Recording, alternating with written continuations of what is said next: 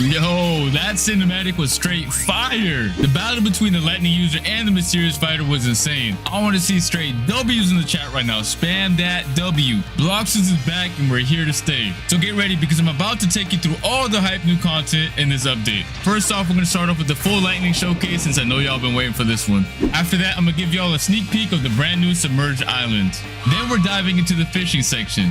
Fully explained, so get your rods ready because fishing season is officially open. From there, I'll break down the brand new crafting and potion system, and to wrap it all up, we've got the long-awaited summer gacha and the lightning event. Two absolute bangers you don't want to miss. Let's get straight to it. Alright, let me show you why this new lightning rework is actually insane. First off, orb charges are the core of the entire kit. You build them by landing M1s, and the orbs also regenerate passively. The more you have generated, the more attacks you're able to throw out. Alright, so now let's get into the moves. The first one is a Z skill which has 3 different versions. And every single one has a purpose. And I'm gonna call them Z1, Z2, and Z3. Alright, the first one is gonna be Z1, which costs 1 orb. It's a fast projectile that explodes on contact. It's great for quick pressure and poking at range.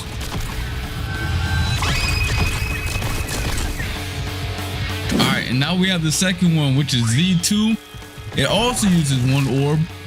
You just have to hold it a second longer, but instead of just damage, it pulls the enemy in and it stuns them briefly.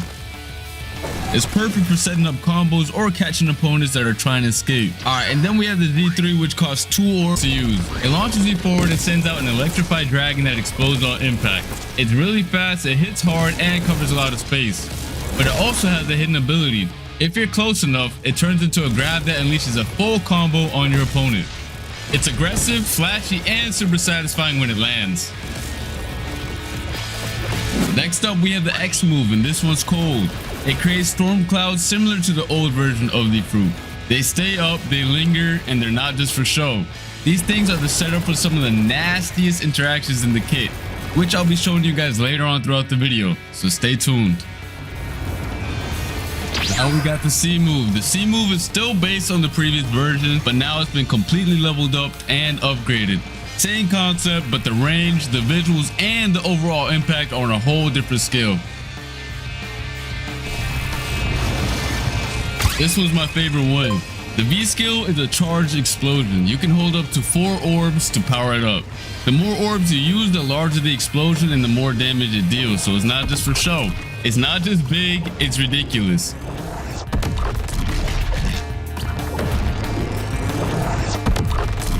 And then we also have the F skill, your teleportation.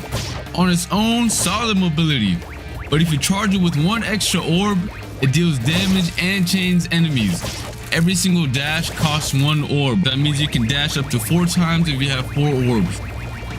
This fruit also has some hidden abilities intended for PvP players to create longer combo chains.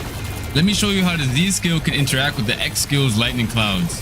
When I cast these lightning orbs into the sky, they will actually get absorbed into the lightning clouds. As the clouds absorb the orbs, it will extend my lightning strike combo for a much longer time. And if you think that's powerful, watch as I use the third Z ability, the Z3 dragon, in the same way. When your dragon touches these clouds, the clouds will enhance your electrified dragon and allow you to aim this raging beast back towards the ground below.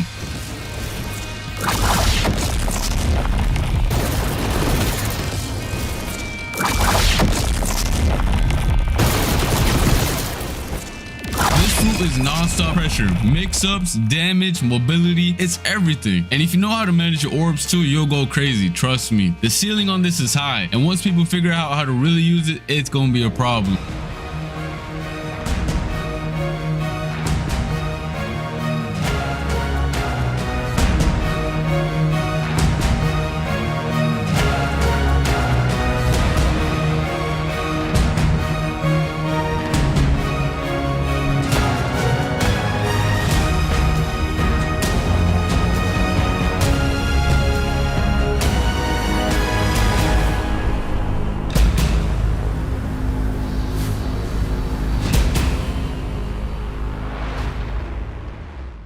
Next up, we have fishing.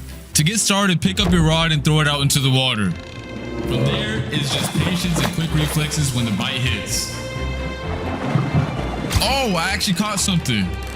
When you hook a fish, you'll see an indicator pop up above your head. You're gonna have to react fast and click on it to lock it in. From there, the real challenge starts. You're gonna be reeling it in while keeping the fish icon inside the box the whole time. Don't mess up. If you slip up too often, it's gonna disappear. It's gone. See ya. Yo, it's a terror fish. That was a mythical. And it's pretty heavy too. The rarer the fish, the harder it's gonna fight back during the minigame. Unless you leveled up your fishing skills and actually put in the practice. Then you can start snagging the big ones like it's nothing.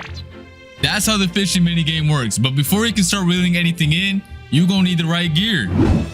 Head over to the fisherman NPC and he'll hook you up with your first rod. As you can see, he just hooked me up with my first rod and some bait to get started. You can also talk to him to craft more bait, which you'll definitely need if you plan on fishing for a while. The fisherman also has a fishing level menu, and here's how the upgrade works. Casting upgrades when you land perfect casts. Bait effectiveness upgrades as you craft more bait. Lure upgrades based on how much of the minigame you keep your lure locked onto the fish. And your fishing level upgrades with every fish you catch. Rare fish giving you even bigger boosts. After a while, you're gonna want to go after the big catches. And trust me, you're not ready for those yet. You're gonna need a sturdier rod and some better bait before you can even think about reeling in the good stuff. And we have just the NPC you need for this. The new angler NPC can be found in each sea, offering a set of time-gated quests with different rewards. Complete these quests and you'll unlock the ability to craft or purchase a brand new rod and special baits, both of which will make your fishing journey a whole lot easier. Alright, and with that handled, you're ready to get started. C2 now has some of the common sea events, giving you more ways to earn materials so you don't always have to camp out in C3 for them. Alright, and those materials can be brought straight to the dragon stage, who now randomly appears across the map in either first or second sea.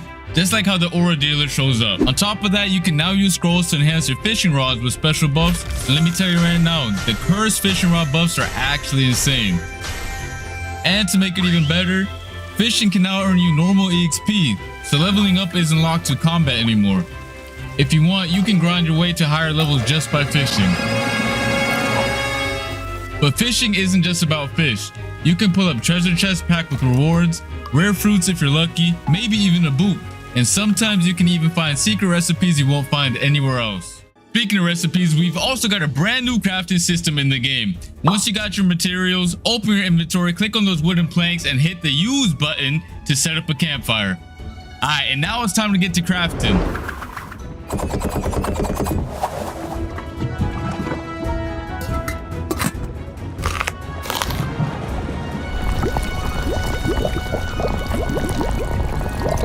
From there, you can cook up potions and food with effects that can really flip the game in your favor. Starting off with the fish kebab, which is food that gradually restores your health, but only outside of PvP.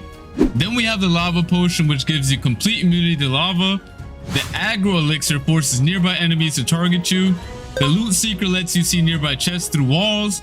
Berserker's elixir boosts your damage against enemies and bosses. And the fortune elixir increases all money earned from any source. These are all different things that are going to make the game much more fun and help you alongside your journey. Make sure you guys get your materials ready and start crafting. We've also added a brand new event for you guys. The lightning event triggers every hour on the hour as storm clouds form over certain enemies around the map and electrifies them. These charged up enemies drop summer tokens, which you can use at the summer gacha dealer for a special event gacha spin. The amount of tokens you get depends on which sea you're currently in. If you have access to C3, that's where you want to farm, since you'll be receiving more tokens. Speaking of tokens, let's go check out the new summer gacha. But first, y'all gotta peep my new drip. I'm looking clean, yes sir. All you need is enough summer tokens and you're ready to spin for those crazy event rewards.